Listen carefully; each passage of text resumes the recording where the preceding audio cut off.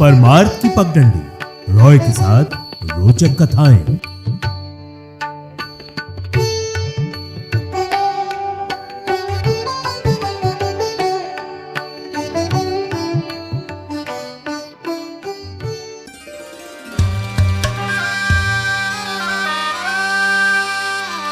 परमार्थ की पगडंडी, रॉय के साथ रॉयल एफएम पर हो रही है आपसे एक बार फिर से मुलाकात। और आज 12 ज्योतिर्लिंगों की श्रृंखला में कथा बाबा नागेश्वर ज्योतिर्लिंग की। गुजरात के द्वारका धाम से लगभग 17 किलोमीटर बाहरी क्षेत्र की ओर स्थित है बाबा नागेश्वर ज्योतिर्लिंग। धार्मिक मान्यताओं के अनुसार नागेश्वर मंदिर में भगवान शिव और माता पार्वती नागेश्वर और नागेश्वरी के रूप में प्रकट हुए थे, इसीलिए इसे नागेश्वर ज्योतिर्लिंग के नाम से जाना जाता है। और 12 ज्योतिर्लिंगों की श्रृंखला में इस ज्योतिर्लिंग का स्थान 10वां है।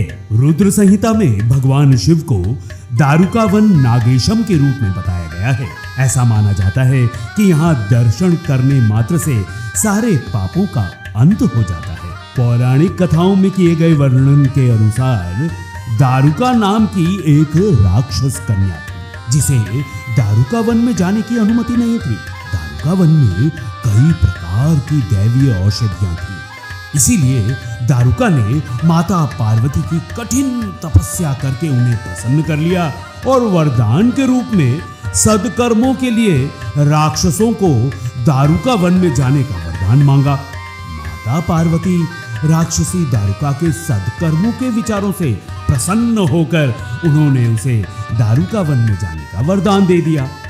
लेकिन वरदान प्राप्त करते ही दारुका एवं अन्य राक्षसों ने वन को देवी देवताओं से छीन लिया और वन में पूजा बंद करवा दी। इसी वन में सुप्रिया नाम की एक शिव भक्तिनी थी, जिसे दारुका ने बंदी बना लिया था।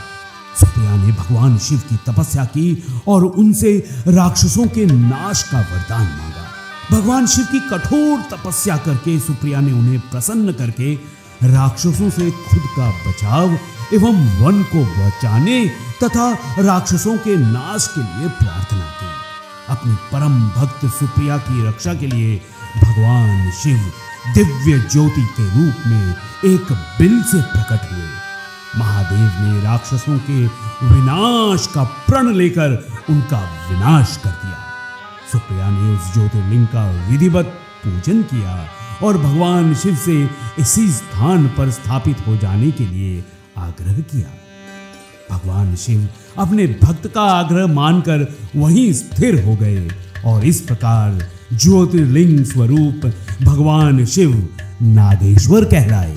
नागेश्वर का अर्थ है नागों के देवता। जिन लोगों की कुंडली में सर्प दोष होता है, उन्हें यहाँ धातुओं से बने नाग नागिन अर्पित करने चाहिए।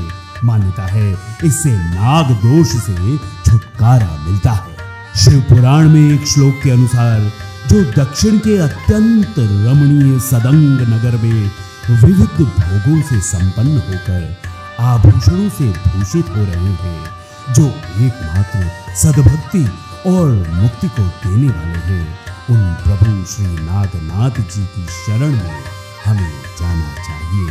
हम सबको जाना चाहिए। नागेश्वर ज्योतिर्लिंग को नागेश के नाम से भी जाना जाता है, जिसका अर्थ है सर्पों का ईश्वर। ये मंदिर अपनी दिव्यता और यहाँ की पवित्रता के कारण शिव भक्तों में विशेष महत्व रखता है। शिव पुराण के अनुसार दारुक नामक एक राक्षस ने अपने राज्य में सभी साधु संतों और भक्तों को परेशान करना शुरू कर दिया था। वो अपने जादू से शिव भक्तों को कैद कर लेता था और उन्हें यातनाएं देता था।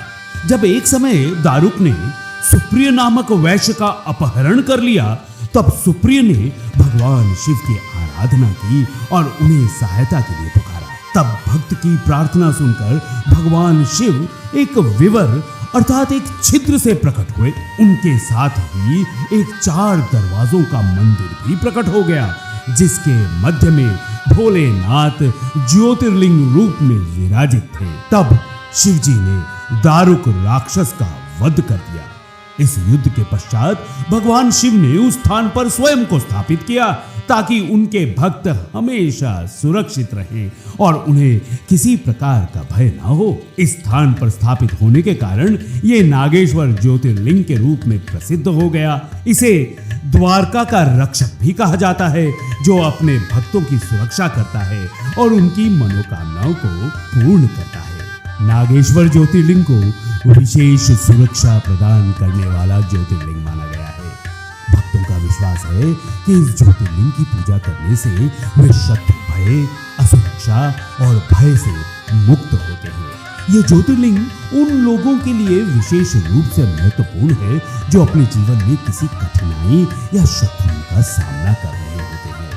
शिव पुराण के अनुसार नागेश्वर ज्योतिर्लिंग के दर्शन से भक्तों की सभी विपत्तियां समाप्त हो जाती है और जीवन में सकारात्मकता आती है।